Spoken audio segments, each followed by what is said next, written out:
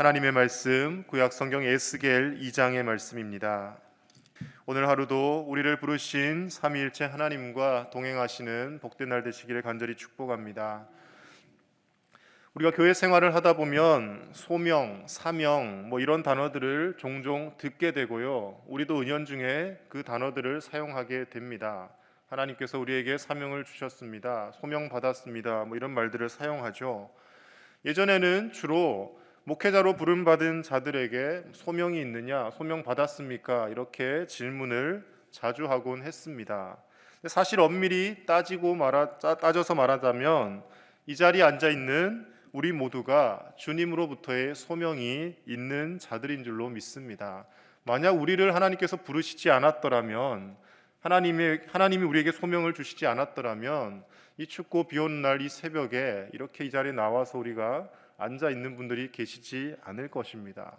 하나님께서 우리를 부르셨다라는 것을 다들 인정하시고 믿고 살고 계시기에 오늘도 하나님 앞에 나와 기도하고 또 하나님을 예배하고 있는 것 아니겠습니까? 오늘 본문의 2장 말씀은 에스겔이 선지자로 하나님께 부름받는 장면입니다. 소위 말해서 에스겔의 소명장입니다. 1장 말씀에서 하나님이 환상 중에 에스겔에게 나타나셔서 놀라운 환상을 보여주십니다. 그리고 하나님의 그 압도적인 모습을 환상 중에 보여주시고 2장의 오늘 말씀에서 이제 본격적으로 에스겔을 부르시는 장면이 말씀으로 등장을 하고 있습니다. 이 에스겔을 부르시는 에스겔의 소명장에서 과연 하나님의 부르심을 받은 소명자는 어떤 자세로 삶을 살아야 할지 오늘 말씀을 통해 함께 나눠보고자 합니다. 먼저 첫 번째로 하나님께서 연약하고 부족한 나를 은혜로 부르셨음을 소명자는 늘 잊지 말고 살아야 합니다. 오늘 2장 1절 말씀 다시 한번 같이 읽겠습니다. 시작. 그가 내게 이르시되 인자야 내 발로 일어서라 내가 내게 말하리라 하시며. 아멘. 에스겔을 부르실 때 하나님께서 의도적으로 뭐라고 표현을 하시는데 뭐라고 부르고 계십니까? 인자야라고 부르고 계십니다. 이 인자야라는 단어, 예수님께서도 인자라는 말을 많이 사용하셨습니다. 그렇죠? 인자가 온 것은 섬김을 받으려 함이 아니요 이렇게 말씀하시고 인자라는 말을 많이 쓰셨습니다. 이 인자라는 것은 단어의 언어적인 뜻을 살펴보면 사람의 아들, 흑의 아들, 작은 자 이런 뜻을 갖고 있습니다. 예수님께서 쓰실 때는 조금 다른 뜻으로 쓰십니다. 예수님께서 인자라고 자신을 표현하시는 것은 예수님이 육신을 입고 이 땅에 오신 철저한 인간의 모습으로 오셨다는 것, 인성을 강조하기 위해 쓰신 것이고요. 오늘 말씀에서 하나님께서 에스겔에게 인자야라고 부르시는 것은 너는 사람의 아들이자 흑의 아들이다. 하나님과는 질적으로 차원이 다른 존재이다라는 것을 깨우쳐 주시는 것이지요.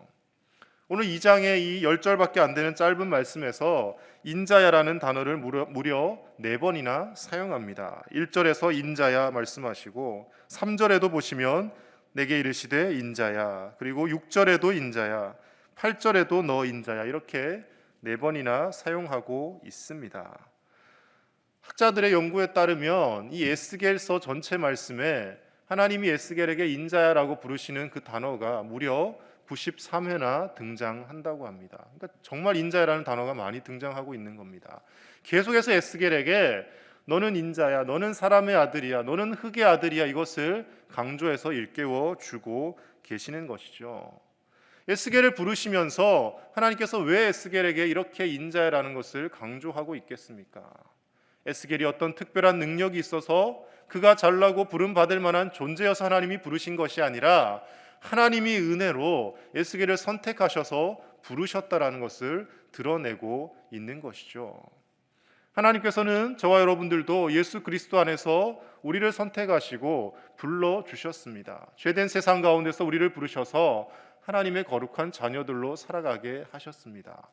그런데 우리가 하나님 앞에 부름받을 만한 어떤 공로나 의가 있어서 하나님이 부르신 것이 아니라 우리도 똑같이 아무 공로가 없는 자들이지만 우리도 인자와 같은 자들이지만 하나님께서 철저히 은혜로 우리를 부르셔서 하나님의 자녀 삼아 주신 줄로 믿습니다. 우리가 신앙인으로 살아감에 있어서 가장 먼저 기억해야 할 것은 바로 이것입니다. 내가 잘나서 부름받은 것이 아니라, 내가 능력이 있어서 구원받은 하나님의 백성으로 오늘도 살아가고 있는 것이 아니라, 하나님께서 이 죄악된 세상에서 우리를 불쌍히 여기시고 긍휼히 여기셔서 우리를 불러주셨다라는 것, 그것을 우리가 늘 잊지 않고 살아갈 때 우리는 교만한 사람이 아니라 주님 앞에 늘 겸손하게 하나님의 음성에 귀를 기울이고 순종하는 사람으로 살아갈 수 있게 될 줄로 믿습니다. 저와 여러분들이 하나님 앞에서 우리의 잘남을 드러내며 나의 능력을 과시하며 사람들 앞에 내가 대단한 사람이란 것을 나타내며 살아가기보다는, 내가 부족한 사람인데, 내가 너무나 연약한 사람에 불과한데, 나 같은 죄인을 하나님께서 불러주셔서 교회 직분자로 세우시고 구원받은 하나님의 자녀로 살게 하시고, 저 같은 사람도 목사로 세우시고 하나님께서 이렇게 사용하시고 계시는구나, 우리가 그 은혜에 감격하며 오늘 하루도 살아가실 수 있기를 주님의 이름으로 간절히 축복합니다. 두 번째로 사명자가 가져야 할 삶의 자세는요, 소명이 있는 자는 반드시 사명을 감당하기 위해 힘써야 한다는 것입니다.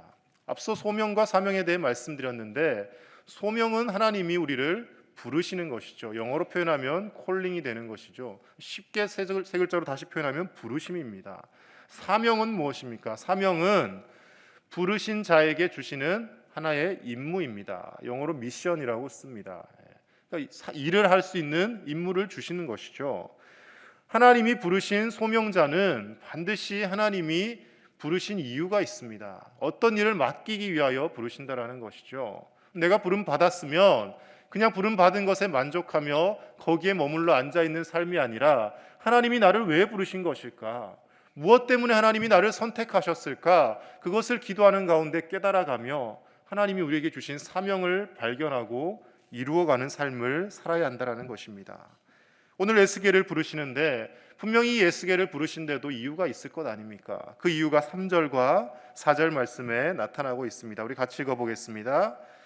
내게 이르시되 인자야, 내가 너를 이스라엘 자손 곧 패역한 백성 나를 배반하는 자에게 보내노라. 그들과 그 조상들이 내게 범죄하여 오늘까지 이르렀나니 이 자손은 얼굴이 뻔뻔하고 마음이 굳은 자니라. 내가 너를 그들에게 보내노니 너는 그들에게 이르기를 주 여호와의 말씀이 이러하시다 하라. 아멘. 하나님이 에스겔을 왜 불러내신 것입니까? 패역한 이 이스라엘 백성들, 유다 백성들에게 하나님의 말씀을 전하게 하기 위하여 부르셨다라는 것입니다. 단순히 에스겔 한 사람 불러서 그냥 에스겔에게 하나님이 은혜 부어주시고 말려는 것이 아니라, 하나님을 떠나 우상 숭배를 함으로 말미암아 바벨론에 의해 나라가 멸망한 이 불쌍한 백성들에게 하나님께서 하나님의 말씀을 전하게 하시고, 지금이라도 제발 정신 차리고 하나님 앞에 회개하고 돌아오도록 에스겔을 부르셔서 하나님의 일을 맡겨 주셨다라는 것이죠. 에스겔이 부름받은 이 시대나 지금 우리가 살고 있는 이 시대나 상당히 공통점이 많은 시대인 것 같습니다. 지금 에스겔이 하나님 앞에 부름받을 때 어디서 부름을 받습니까? 자신이 살고 있는 고향 땅이라든지 자신의 나라에서 부름받는 것이 아닙니다. 1장에서 환상을 어디서 봅니까? 바벨론의 그발 강가에서 환상을 보게 되는 것이죠. 자신의 나라에서 포로로 바벨론 땅으로 잡혀왔습니다. 주전 597년 가량에 바벨론이 예루살렘에 1차 침공을 합니다. 그때 다니엘을 비롯한 사람들을 포로로 잡아갑니다. 그리고 주전 605년경에 2차 침공을 해서요, 이 에스겔과 수많은 사람들이 또 포로로 잡혀가게 됩니다. 나라를 잃고 포로로 잡혀온 상황 가운데 부름을 받았습니다. 백성들이 어떻게 생각을 할까요? 그들이 우상 숭배를 하고 여러 가지 악한 일을 하였지만 그들이 자신들은 하나님께로부터 선택받은 선민이라는 자부심들이 다 있던 사람들입니다. 그런데 북이스라엘은 아수르에 멸망하게 되고 남유다마저도 바벨론에 멸망하는 이 상황 가운데 그들이 하나님 앞에 원망하지 않았겠습니까? 우리나라가 망할 때 하나님 대체 어디서 뭐하고 계셨습니까? 하나님 왜 우리를 지켜주시지 않고 왜 하나님께 선택받은 선민이라는 우리들을 이런 고통 가운데 내모시는 겁니까? 하나님을 원망하며 더 이상 하나님은 계시지 않는다라고 그 백성들이 아마 생각했을 것입니다. 그런 상황 가운데 이 에스겔이 하나님의 말씀을 전해야 되는 것이죠. 말씀이 귀에 들리기는 하겠습니까? 백성들에게 하나님이 이렇게 말씀하십니다라고 이야기하면 우리를 지켜주시지도 않은 그 하나님의 말씀 우리가 듣지 않겠다라고 그들이 하지 않았겠습니까? 포로로 끌려온 다니엘과 에스겔도 마찬가지였을 것입니다. 그들이 바벨론까지 직선거리로 800km가량, 곡선거리로 하면 1000km가 넘는 거리죠. 그 긴 거리를 포로로 끌려오면서 하나님 앞에 기도하지 않았겠습니까? 하나님, 우리가 다시 돌아가게 해주십시오. 포로가 아니라 우리가 다시 독립을 해서 고국으로 돌아가게 해주십시오라고 수없이 아마 하나님 앞에 기도했을 겁니다. 그런데 하나님 그 기도에 들어 응답하시지 않습니다. 에스겔을 바벨론 땅에서 부르십니다. 그리고는 하나님의 말씀을 전하라고 하는 거예요. 오늘날 우리 상황과 무엇이 비슷합니까? 수많은 믿지 않는 세상 사람들이 하나님이 어디 계시냐고 조롱하며 비아냥댑니다.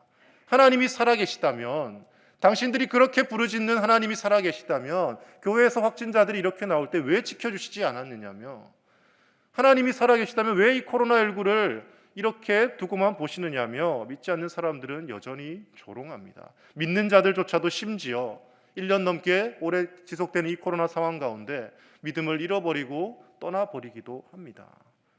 하나님이 계시지 않아서 코로나의 상황이 1년 넘게 지속되는 것입니까? 결코 그렇지 않습니다.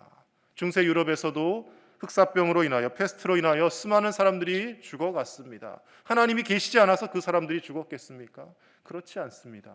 인간의 타락함과 욕심으로 인하여 질병은 생겨나는 것이고, 그 상황을 하나님께서 오래 유지시키시는 것은 그 가운데 드러내고자 하는 것을 드러내고, 그 가운데 사람들이 하나님만이 참 유일한 신이시다라는 것을 더 바라볼 수 있도록 하나님의 의도하신 바가 분명히 있는 것이죠. 단지 우리 인간의 짧은 생각으로 하나님의 그 뜻을 100% 다 헤아리지 못할 뿐이라는 겁니다. 우리의 생각에는 하나님께서 빨리 이 병을 좀 어떻게 거두어 가시면 사람들이 하나님의 능력을 찬양하며 믿을 것 같지 않습니까? 그런데요, 이 코로나가 물러간다고 해서 세상에 믿지 않는 사람들이 하나님께서 하셨다라고 손뼉을 치며 그들이 돌아올까요? 그렇지 않습니다. 마음이 완악한 사람들은 하나님께서 능력을 베푸셔도 여전히 믿지 않고요, 능력을 베푸시지 않으면 하나님이 어디 있냐며 조롱하고 그렇게 살아갑니다. 예수님 당시의 모습을 보면 알 수 있지 않습니까? 마음의 교만함으로 가득 차 있던 그 유대 백성들, 예수님께서 기적을 베푸시니, 죽어가는 사람을 살리시고 병든 자를 고쳐주시니 뭐라고 합니까? 귀신의 왕 바알세붑을 힘입어서 한 것이다라며 모함하지 않습니까?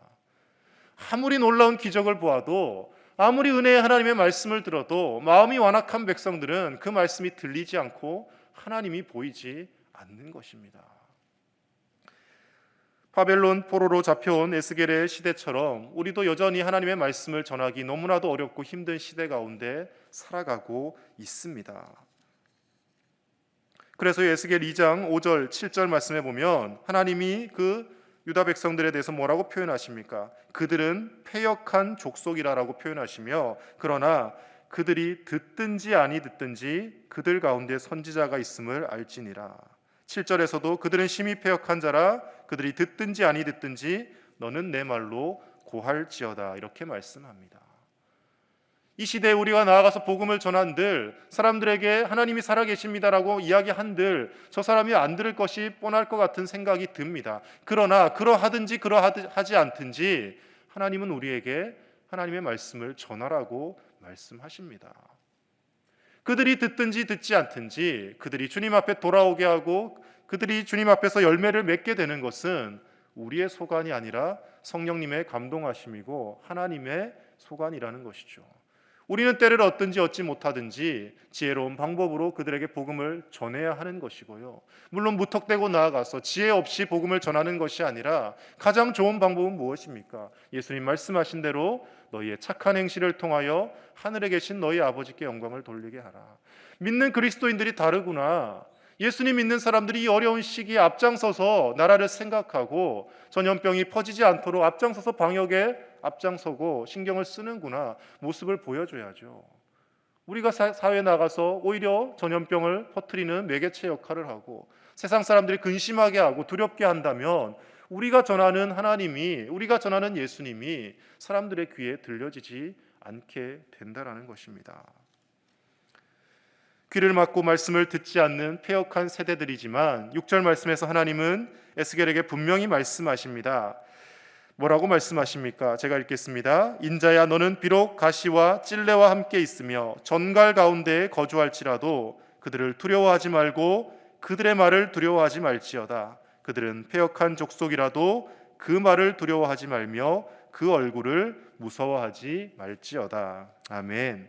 아무리 힘들고 어려운 상황이라 할지라도, 아무리 열악한 환경이라 할지라도 두려워하지 말고 말씀을 전하라는 것입니다. 하나님께서 함께 하시고 지켜주시겠다고 약속하고 계신 것입니다.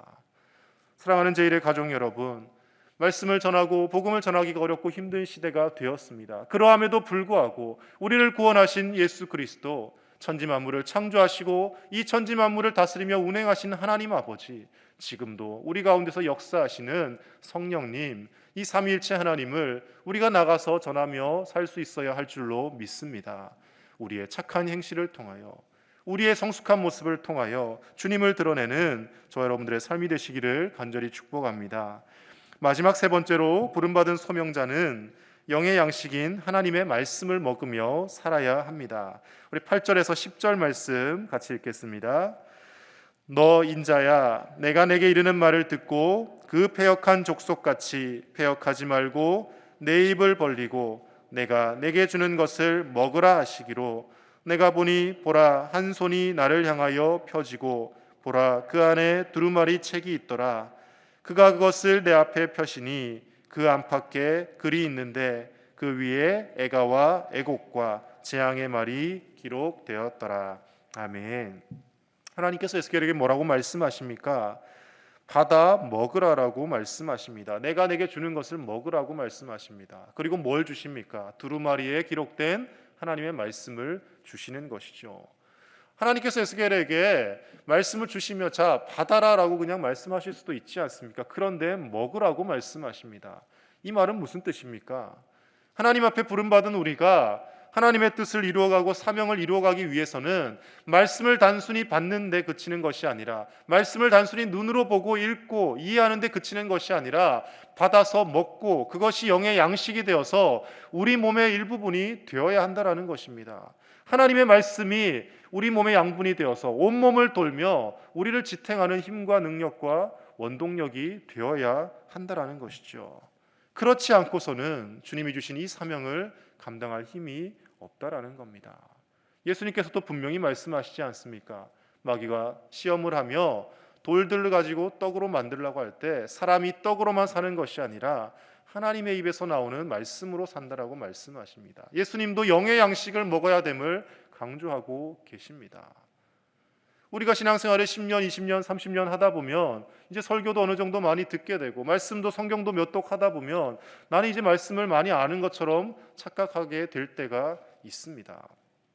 놀라운 것은요, 제가 신학교에 입학하고 목사가 된 지금 예전보다 말씀을 읽으면 읽을수록 새로움을 느낍니다. 똑같은 말씀을 읽어도 이 말씀에 이런 의미가 있었는데 왜 내가 지금까지 3, 40년 동안 이것을 깨닫지 못했을까 볼 때가 많이 있더라는 것이죠. 그리고 이 말씀에 기록된 거 한자 한자 읽다 보면 내가 지키지 못하고 있는 것이 너무나도 많이 있더라는 것이죠. 하나님의 말씀을 받아 먹음으로, 우리 삶의 소화를 시킴으로 이 말씀이 우리 삶을 이끌어 가도록 우리가 애쓰며 기도하며 살아야 할 줄로 믿습니다. 그렇게 살아갈 때 하나님이 주신, 하나님이 맡기신 사명을 감당하고 넉넉히 세상을 이기며 살아가게 될 줄로 믿습니다. 오늘 하루도 주님의 말씀으로 힘을 얻으시고 패역하고 어지러운 세대라 할지라도 그 세대 가운데 하나님의 진리의 말씀을 선포하며 우리의 삶으로 하나님을 드러내며 증거하며 살아가시는 저와 여러분들의 복된 삶이 되시기를 우리 주 예수님의 이름으로 간절히 축복합니다. 이 시간 함께 우리 기도하겠습니다. 기도하실 때 우리가 잘나서 구원받은 것이 아니라 연약한 우리를 하나님이 은혜로 부르셨음을 기억하는 인생이 되게 하여 주시옵소서.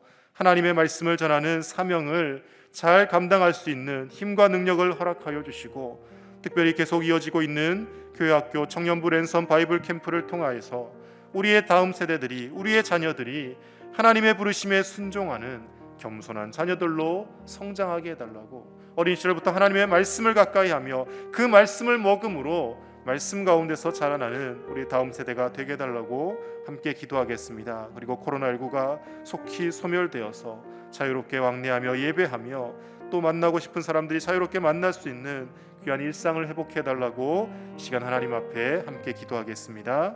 하나님 감사합니다. 오늘도 우리를 은혜로 부르시고 하나님 이 주의 전에서 하나님의 말씀을 묵상하며 오늘도 우리를 부르신 그 하나님을 찬송하게 하시니 감사드립니다. 하나님 아버지, 우리가 구원받을 조건이 있어서, 우리가 부름받을 조건이 있어서 부름받은 것이 아니라 하나님께서 전적으로 은혜로 우리를 선택하시고 불러주신 줄로 믿습니다. 에스겔을 부르신 그 하나님께서 오늘날 우리에게도 오셔서 부르시고 우리에게 하나님의 말씀을 맡겨주신 줄로 믿습니다. 내가 먼저 그 하나님의 말씀을 받아 먹게 하여 주시고 하나님의 말씀이 우리 삶 가운데 하나님 영의 양식이 되어서 우리를 살리는 능력의 말씀이 되게 하여 주시옵소서. 나를 살리신 그 말씀이 세상에 나아가서 아직도 주님을 알지 못하는 수많은 사람들에게 전해질 수 있도록 우리가 통로의 역할을 감당케 하여 주시고 하나님 우리에게 주신 복과 은혜를 나누며 우리의 복과 은혜를 나눔으로 인하여서 우리가 드러나는 것이 아니라 삼위일체 하나님이 드러나는 놀라운 은혜의 삶을 살게 하여 주시옵소서. 우리 다음 세대를 기억하여 주시고 하나님 계속 이어지고 있는 바이블 캠프 위에 성령 하나님 역사하여 주셔서 우리 아이들의 마음을 움직여 주시고 전하신 말씀을 전하는 교역자들과 모든 교사들을 붙들어 주셔서 하나님 아버지, 모여서 수련회를 할 수 없는 이 시기 가운데 하나님 그 온라인 공간을 통하여 하나님의 말씀을 전하고 말씀으로 우리 아이들이 깨어지며 하나님의 말씀으로 새롭게 변화되어지는 놀라운 은혜의 시간 되게 하여 주시옵소서. 우리 광양제일교회 다음 세대 아이들이 살아나게 하시고 우리 다음 세대가 더 큰 부흥의 주역들이 될 수 있도록 하나님께서 인도하시고 은혜를 베풀어 주시옵소서.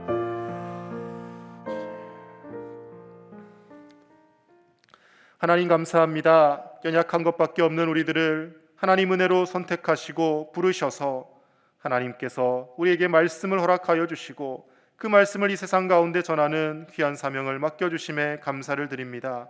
하나님 아버지, 우리가 전하여도 때로는 듣지 않고 사람들이 오히려 우리를 욕하고 핍박할 때가 있습니다. 그러나 의에 줄이고 목마른 자, 의를 위하여 핍박받는 자가 복되다고 말씀하신 주님의 그 말씀을 기억하며 사람들이 듣든지 듣지 않든지 나아가서 지혜로운 방법으로 하나님의 말씀을 계속 전할 수 있는 우리의 삶이 될 수 있도록 주님 힘과 능력을 허락하여 주시옵소서. 하나님께서 우리를 부르신 것은 우리 한 몸 구원받고 끝나는 것이 아니라 우리의 삶을 통하여, 우리를 통하여 수많은 사람들이 주님께 돌아오도록 우리를 먼저 선택하고 부르신 줄로 믿습니다.